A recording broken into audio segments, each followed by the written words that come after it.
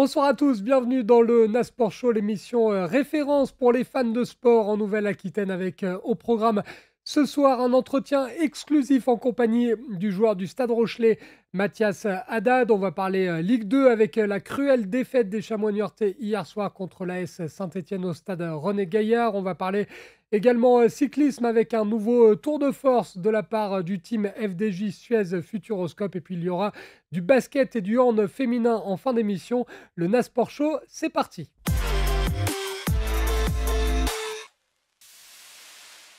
Le Nasport Show a rencontré hier en exclusivité du côté de l'Apivia Park le joueur du Stade Rochelais, Mathias Haddad, le troisième ligne du club maritime qui a répondu aux questions de Victor Pérez-Boucheron.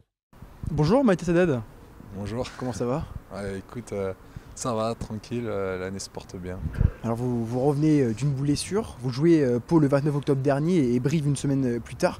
Juste avant la venue de Castres, fin novembre, vous vous blessez à nouveau à ce même genou qui a été opéré précédemment courant août.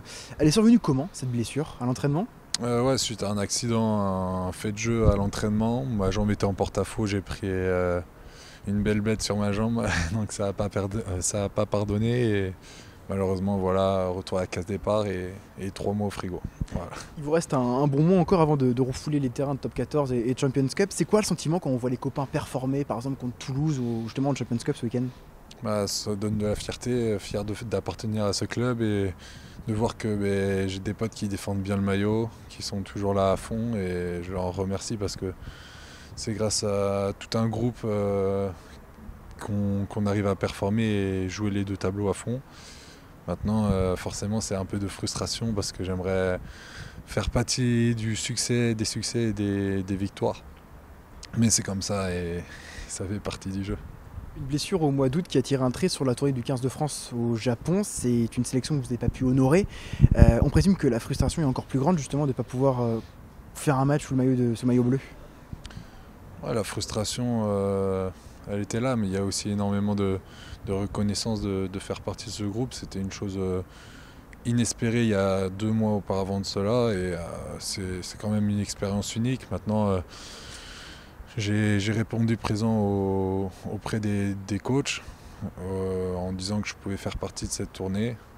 Ça a été de ma responsabilité de vouloir forcer un peu sur mon genou et je ne le regrette pas aujourd'hui parce que c'était une expérience de malade et que je pensais pas vivre, mais ce ne serait pas à refaire parce que je pense que c'était pas trop mature de ma part de vouloir pousser le bouchon un peu trop loin et de revenir trop atténué physiquement.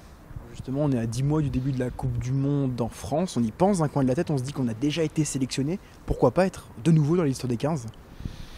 Pourquoi pas? Après, aujourd'hui, je pense que c'est pas l'objectif premier. L'objectif, c'est de bien revenir de ma blessure, notamment d'une récidive qui est compliquée physiquement et mentalement. Mon objectif premier, c'est de revenir fort avec le maillot jaune et noir et vivre de très belles émotions avec ce club comme on a pu le faire en mois de mai dernier en rapportant un titre.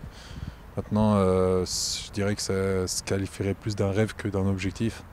Étant donné que je reviens tellement de loin et compte tenu de ma situation, ça reste compliqué pour prétendre à... Ce serait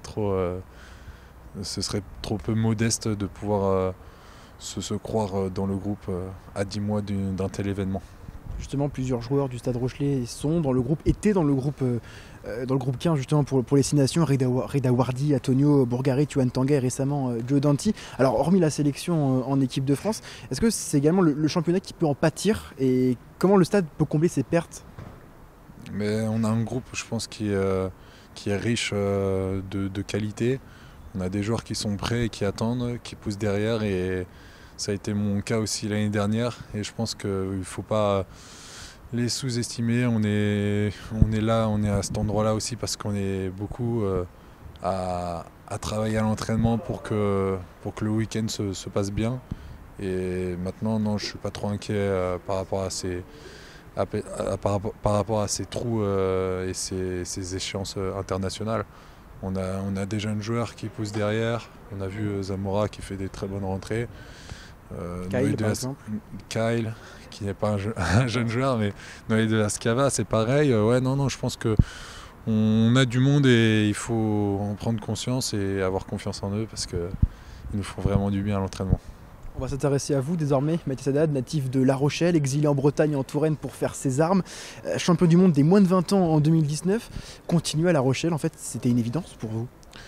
Une évidence, oui, parce que forcément ici c'est chez moi, mais il y a eu quand même un moment où je me suis posé la question de pourquoi pas gagner un peu de temps de jeu, parce que forcément j'étais pressé en tant que jeune joueur, tu veux tout le temps jouer tous les week-ends et c'est très frustrant parfois de laisser sa place aux autres.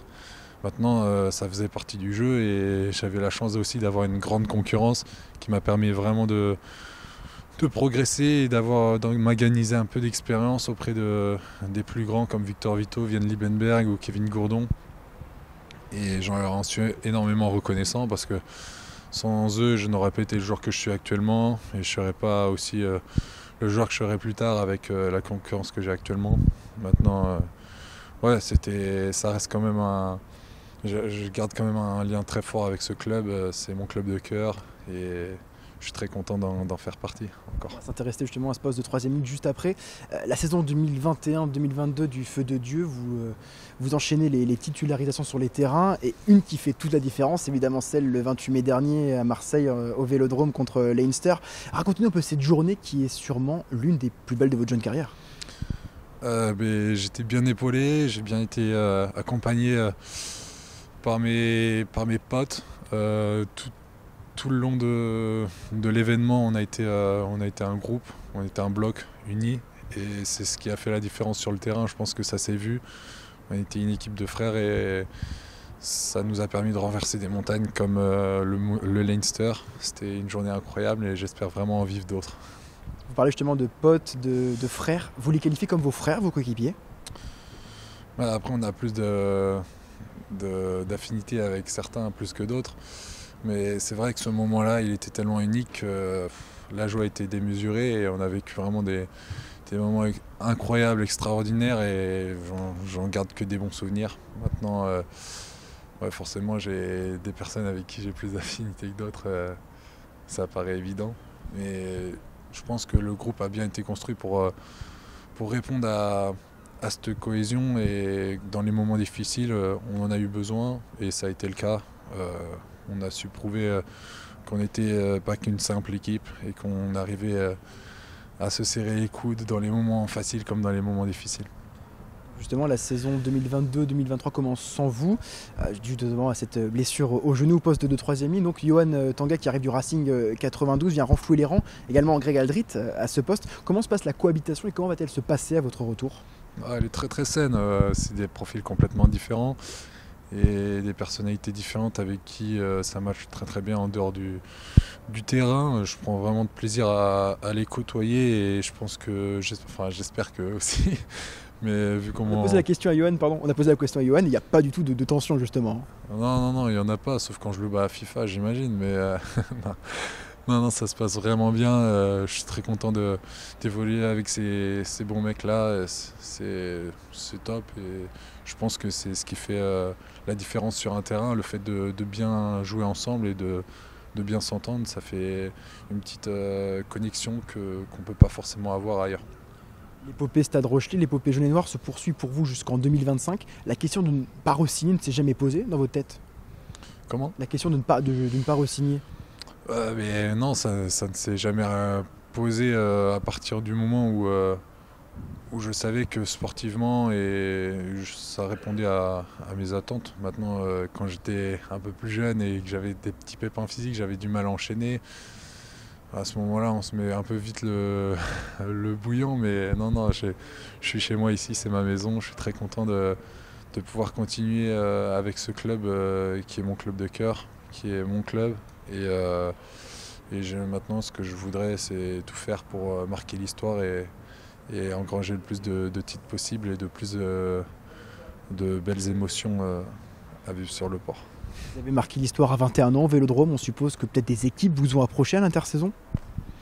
Moi, je préfère me mettre en dehors de tout ça. Je préfère me concentrer vraiment sur le sportif et tout ce qui est extra sportif. Je préfère le délaisser à des personnes qui sont plus qualifiées que moi pour pour s'en occuper. J'avais tout ce que je voulais, c'est-à-dire du temps de jeu et ma famille et mes amis qui se portent bien.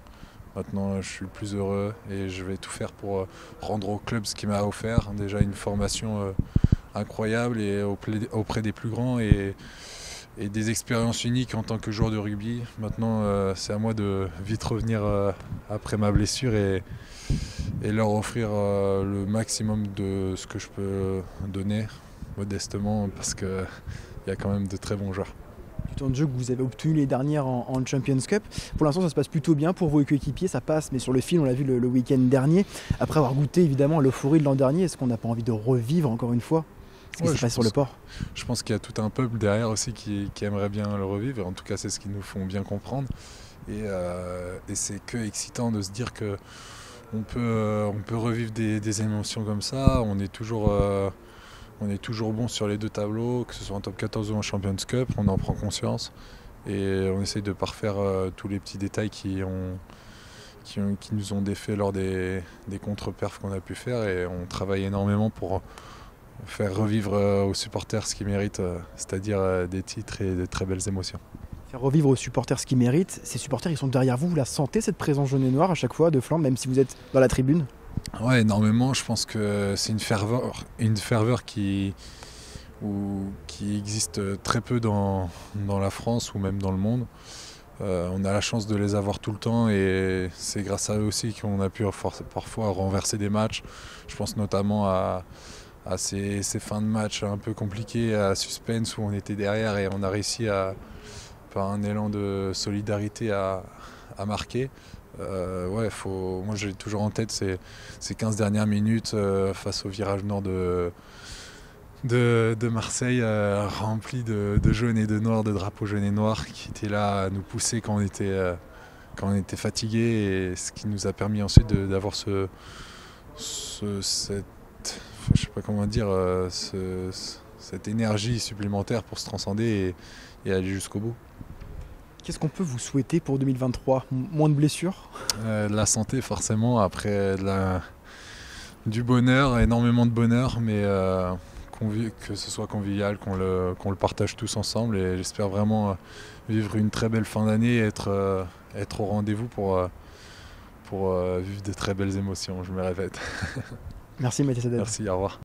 C'était Mathias Haddad, le troisième ligne de La Rochelle, au micro de Victor Pérez-Boucheron pour un entretien exclusif Nasport Show. Le Stade Rochelais, champion d'Europe en titre, qui jouera samedi son 4e match de Champions Cup. Ce sera à 14h sur la pelouse de Northampton. Pour l'instant, parcours sans faute pour les Rochelais qui avaient gagné 46-12 le match aller du côté de Flandre. On parlera de cette rencontre évidemment vendredi soir dans le Nasport Show. Soyez au rendez-vous vendredi à 20h avec notre consultant Florian Bougerolles. On aura un deuxième entretien exclusif qui sera cette fois avec le demi de mêlée du club jaune et noir, Thomas Bergeon. Soyez donc présents vendredi 20h, le Nasport Show. Après le rugby, place au football.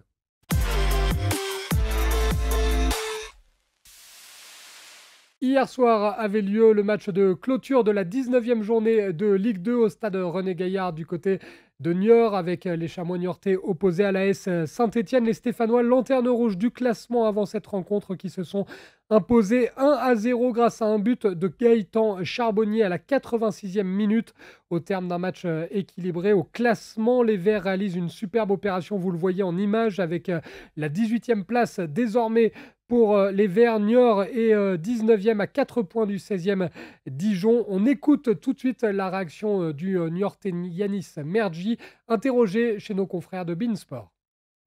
Non, je pense que ça a été difficile pour les deux équipes. Je pense qu'on a eu les situations pour marquer. On n'a pas eu la réussite. Eux, ils font une frappe, elle revient dans les pieds de l'attaquant, il est au 5,50. Voilà, il marque. Après, c'est comme ça, c'est des faits de jeu. Et il faut dire bravo à Saint-Étienne, parce que voilà, c'était un match compliqué. Je pense que les deux équipes auraient pu l'emporter ce soir. Ils ont eu un brin plus de réussite et c'est ce qui a fait que ça bascule de leur côté. Non, on ne prend pas un coup sur la tête parce qu'on a fait un bon début de championnat, enfin un bon deuxième début de championnat. On a fait une bonne prépa. voilà, on perd à domicile contre une équipe qui est avec nous en fin de tableau. Donc c'est sûr que ça fait mal. Mais voilà, il reste beaucoup de matchs. Si on continue comme ça à travailler comme on a fait ce soir, on aura beaucoup plus de résultats positifs que négatifs. Et le héros du soir se nomme Gaëtan Charbonnier. La nouvelle recrue arrive née en provenance d'Auxerre dans ce mercato hivernal et qui marque déjà des buts très importants. On écoute justement la réaction de l'ancien buteur du club de Châtellerault dans la Vienne, Gaëtan Charbonnier, au micro de Beansport. On a continué à jouer, on a essayé d'être entreprenant. Après, en première mi-temps, on a eu pas mal de déchets quand même. Donc voilà, mais on a rectifié un peu le tir en deuxième mi-temps, on s'est procuré pas mal de situations. Voilà, donc on a persévéré comme contre Caen, comme contre Laval, et voilà, on est récompensé, mais c'est sur cette lignée-là qu'il faut continuer à avancer. Je peux pas vous dire, c'est peut-être tous les efforts qu'on fait au quotidien et sur les matchs, et voilà, on est arrivé pour amener de la positivité, de l'envie, parce que voilà, il fallait redonner un coup de boost un peu à tout ça, mais le groupe répond très bien, et ça, depuis que je suis arrivé, c'est bien, ça lâche pas, et il faut continuer comme ça. Gaëtan Charbonnier, donc l'attaquant de Saint-Étienne. Bourreau, hier soir des Chamois Niortais au micro de Beansport. On vous rappelle que du coup, il y a 0 victoire pour les clubs de Nouvelle-Aquitaine lors de cette 19e journée de Ligue 2, puisque Bordeaux a concédé le nul à domicile face à Amiens, tandis que Pau a perdu du côté de Bastia 1-0. Il va falloir se reprendre dans 15 jours puisqu'il n'y a pas de Ligue 2 ce week-end en raison des 16e de finale de la Coupe de France. Pour rappel, il reste encore 2 clubs de Nouvelle-Aquitaine, à savoir Pau et Niort. Les Chamois vont jouer à domicile face à Auxerre. Ce sera dimanche à 18h30. Le Pau FC, lui, va défier dans le même temps un autre club de Ligue 1. Après avoir fait tomber Montpellier, Pau va s'attaquer au Lille Olympique Sporting Club. 2 matchs donc qui auront lieu dimanche à 18h30. La première partie du Nasport Show, c'est désormais terminée. Si vous avez notamment manqué notre entretien exclusif avec Mathias Haddad, le joueur du Stade Rochelais, vous allez sur notre page YouTube voir l'émission en replay. Dans un instant, nous serons de retour. On va parler cyclisme avec un nouveau coup de force de la part du team FDJ Suez Futuroscope qui démarre bien l'année 2023. On va parler également handball féminin avec Celles-sur-Belle et Mérignac qui seront sur les parquets demain. Et puis on va parler basket avec de la Coupe d'Europe pour les clubs de Nouvelle-Aquitaine. Il y aura le CSP Limoges dans un match décisif demain de Ligue des Champions. Et puis Basketland qui également poursuit sa saison sur la scène européenne. Ne bougez pas, le Nasport Show revient dans un instant sur NATV.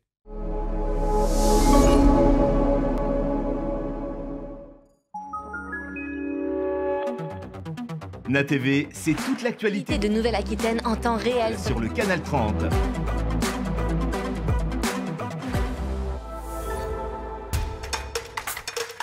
Le Nasport Live, ce sont les plus grands clubs de Nouvelle-Aquitaine. Okeanos sur NATV, l'émission consacrée à l'actualité du nautisme. C'est l'actualité de Nouvelle-Aquitaine vue autrement sur NATV. Namas TV, l'émission idéale pour rester zen en Nouvelle-Aquitaine. NATV, la Nouvelle-Aquitaine autrement. NATV, c'est toute l'actualité de Nouvelle-Aquitaine en temps réel sur le canal 30.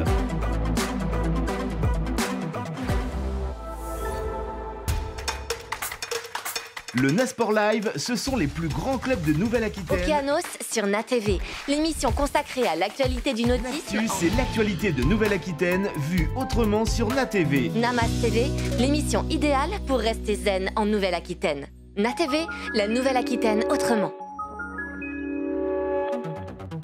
NATV, c'est toute l'actualité de Nouvelle-Aquitaine en temps réel sur le canal 30.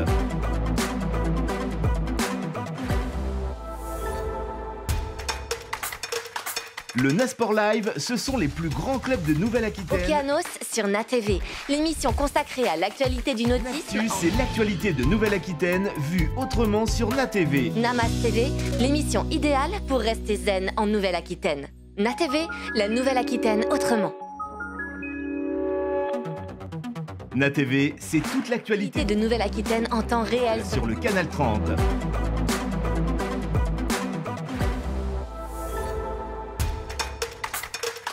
Le Nasport Live, ce sont les plus grands clubs de Nouvelle-Aquitaine. Okeanos sur NATV, l'émission consacrée à l'actualité du nautisme. C'est l'actualité de Nouvelle-Aquitaine vue autrement sur NATV. Namas TV, l'émission idéale pour rester zen en Nouvelle-Aquitaine. NATV, la Nouvelle-Aquitaine autrement. NATV, c'est toute l'actualité de Nouvelle-Aquitaine en temps réel sur le Canal 30.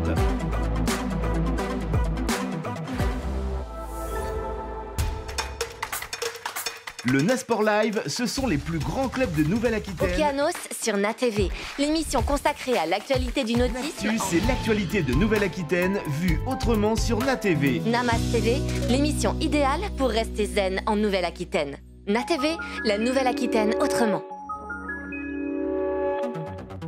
NATV, c'est toute l'actualité de Nouvelle-Aquitaine en temps réel sur le Canal 30.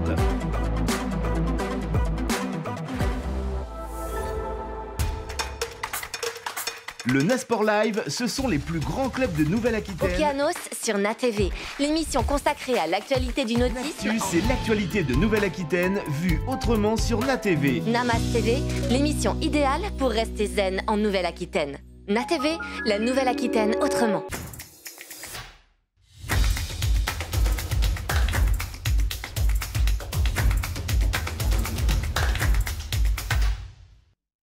De retour dans le Nasport Show, nous sommes ensemble depuis 20h sur NATV pour évoquer toute l'actualité du sport en Nouvelle-Aquitaine. Si vous avez manqué la page rugby et la page football, pas de souci, vous allez sur YouTube, vous tapez NATV ou alors vous allez sur le site internet na.media et vous consommez l'émission en replay. Après le rugby et le football, on va parler cyclisme tout de suite dans le Nasport Show.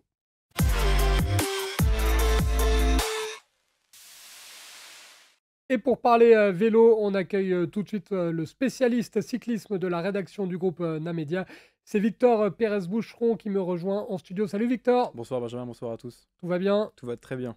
Victor, tout va très bien également pour le team FDJ Suez Futuroscope, l'équipe qui fait la fierté des fans de cyclisme en Nouvelle-Aquitaine et qui a démarré très fort, qui a tapé du poing sur la table en ce début d'année 2023. Oui, ça y est, 2023, quoi de mieux que de revoir les coureuses et les coureurs sur les routes du monde entier pour commencer cette saison 2023. Le Dowender, qui n'avait pas eu lieu depuis 2 ans en raison de la situation sanitaire en Australie, lance du coup la saison féminine cyclisme disputée, première étape, disputée entre Glenegg et Aldinga, une étape de 110,4 km. Une journée inaugurale qui a profité à Daria Pikulik, la polonaise de la Human Powered Health, une équipe australienne.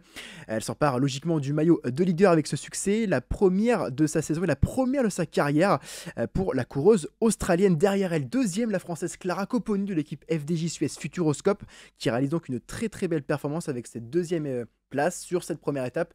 La native donc d'Aix-en-Provence confirme ainsi sa progression et sa sélection au niveau World Tour. Elle restera donc à surveiller pour la suite de la saison. La première étape donc gagnée par cette polonaise Daria Pikulik. Derrière elle, Clara Copponi deuxième. En ce qui concerne la FDJ Suez Futuroscope, Lusa de Guest, nouvelle recrue de l'équipe de Stéphane Delcourt à la 16e place. Grace Brown, on en reparlera un petit peu plus tard de cette Australienne, retenez bien son nom, à la 20e place. La Française Eugénie Duval, 35e.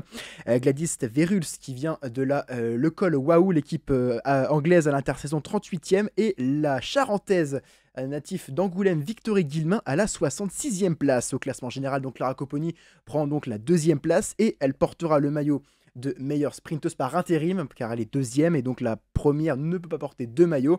Et donc sur cette première étape, elle a porté le maillot de meilleure sprinteuse sur la 2e étape. Deuxième étape donc de 90 km entre Beardwood et Uralaidla. 90 km donc gagnée encore une fois par une Australienne, non pas celle de la Human Powered Health, mais qui terminera toujours à la 3e place. C'est Alexandra Mellin de la team Jayco Aluela, une équipe australienne déclinée également au féminin depuis 2 ans. Au classement général, il y a eu des modifications, c'est-à-dire que c'est Alexandra Mellin qui prend donc le classement, la tête du classement général, la 2e position pour Georgia Williams de la IF Education Cup Tipco. Grace Brown gagne 16 places et elle est donc 3e, elle se trouve 3e à 8 secondes de Alexandra Mellin.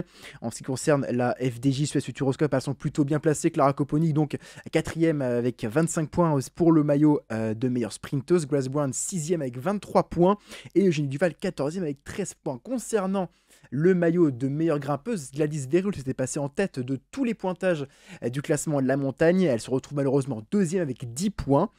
en ce qui concerne le classement général de cette étape. Donc Grace Brown est toujours la mieux classée au général, et après un peu plus tard derrière, les autres concurrentes de la FDJ Suez Futuroscope ont perdu les devants, mais en tout cas nous on va se concentrer sur Grace Brown, 3e étape et dernière étape de ce Santos Tour Down Under féminin pour la FDJ Suez Futuroscope, entre Adélaïde et Cap Belltown, de 93,2 km. Et là, sans surprise, entre un sprint final sur cette longue ligne droite en destination de Campbelltown, c'est donc Grace Brown de la FDJ Suez Futuroscope au terme d'un sprint acharné avec Amanda Spratt, qui a d'ailleurs placé une accélération dans la dernière bosse à 7 km de l'arrivée, qui donc vient coiffer l'Australienne de la Trek Segafredo sur la ligne. Grace Brown remporte donc l'étape et le classement général. Concernant l'étape, Lou Sadegas termine 13e, Victorie Guillemin 17e, Eugénie Duval 31e, Gladys Verhul 50e et Clara Copponi 51e. Le classement général est donc scellé, c'est Grace Brown de la FDJ Suez Futuroscope qui offre le premier succès en World Tour dans une équipe française. C'est Stéphane Delcourt qui doit être ravi à l'heure actuelle. Grace Brown devant Amanda Spratt, Georgia Williams, Ruby Roseman, donc qui complète ce top 3 Benjamin. Superbe victoire de Grace Brown, donc du team FDJ Suez Futuroscope, et un début d'année 2023 qui commence parfaitement. On va vous donner rendez-vous très bientôt, Victor, parce qu'il va y avoir un long format consacré à cette première étape du circuit féminin, 52 minutes à venir sur l'antenne de NATV. Oui, bien sûr, on reviendra sur à peu près tous les résultats, non pas de la FDJ Futuroscope, mais de toutes les concurrentes de ce Santos Tour Down Under, déclinées au féminin, mais également déclinées au masculin, car actuellement, nous avons toujours cette compétition cyclisme masculine qui se déroule, le prologue gagné par Alberto Bettiol. Je vous propose juste de revenir sur la dernière étape de la FDJ Suez Futuroscope, les 500 derniers mètres, on regarde le sprint.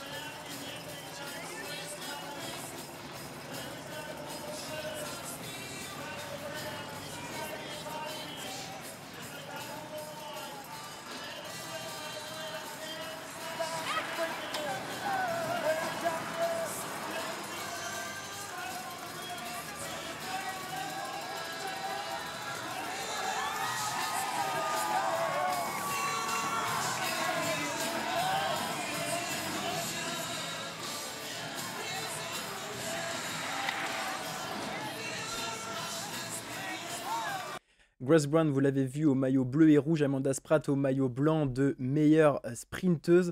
Je vous propose désormais d'écouter Grace Brown au micro du Signal International, c'était ce matin. Oui, j'étais vraiment bien placé. L'équipe a fait un travail formidable aujourd'hui avec un peu plus de calme durant la majeure partie de la course. Ils m'ont amené dans la montée finale et je savais qu'Amanda allait être très très bonne sur le chasse-patate. Je l'ai juste gardée à distance en sachant que j'allais potentiellement la rattraper dans la descente. Je l'ai fait et c'était vraiment cool de prendre cette victoire et le général. Après un travail formidable de toute mon équipe toute la journée, et je suis vraiment très très reconnaissante.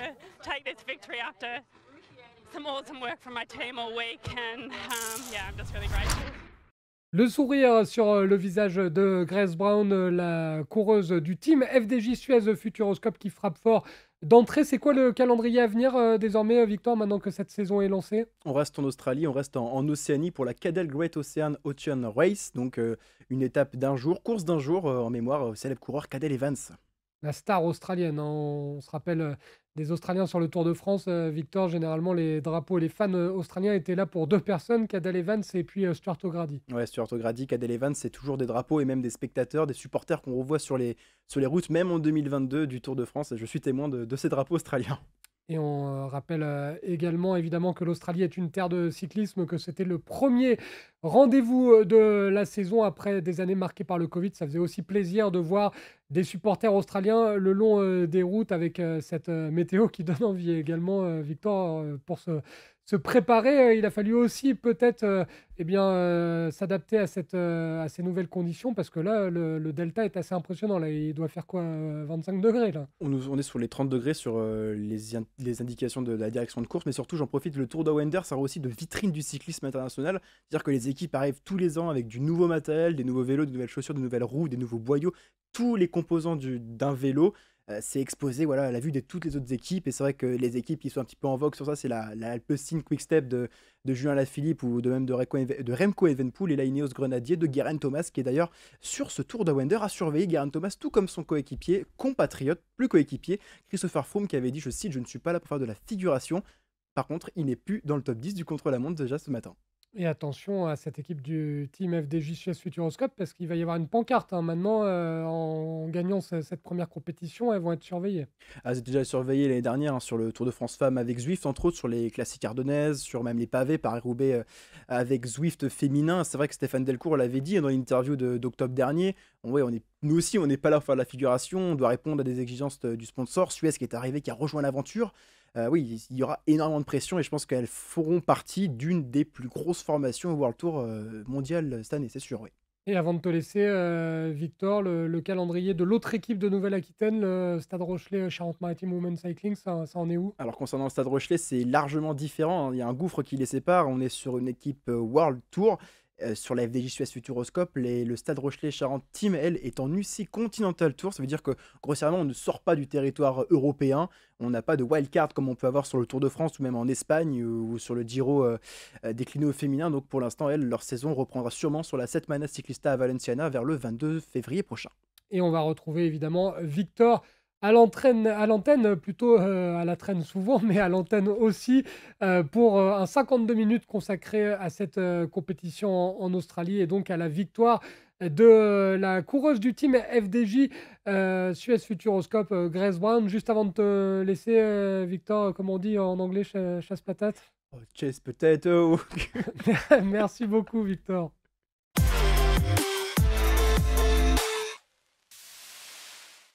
Et l'actualité du basket en Nouvelle-Aquitaine, c'est la Coupe d'Europe avec des matchs pour deux clubs néo-aquitains, Basketland chez les filles, le CSP Limoges chez les garçons. On va être galant comme d'habitude, on va débuter avec les Landaises qui joueront leur 10e match d'Euroleague féminine demain à 17h. Ce sera face au CBK Mersin, le club de Turquie. Les joueuses de Basketland, actuel 7e du groupe B, qui reste sur un succès incroyable en Coupe d'Europe. Vous l'avez probablement suivi. C'était lors de la dernière journée à domicile face à Salamanque, qui avait un retard de 18 points pour les joueuses de Basketland, qui ont réussi à arracher d'abord la prolongation avant de s'imposer grâce notamment aux 25 points de Marine Fautou.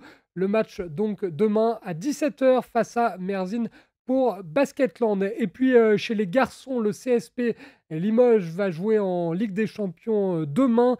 Ce sera même un match crucial pour l'avenir européen du CSP. Ce sera sur le parquet du MHP Riesen Ludwigsburg dans cette Ligue des Champions. La donne est très simple.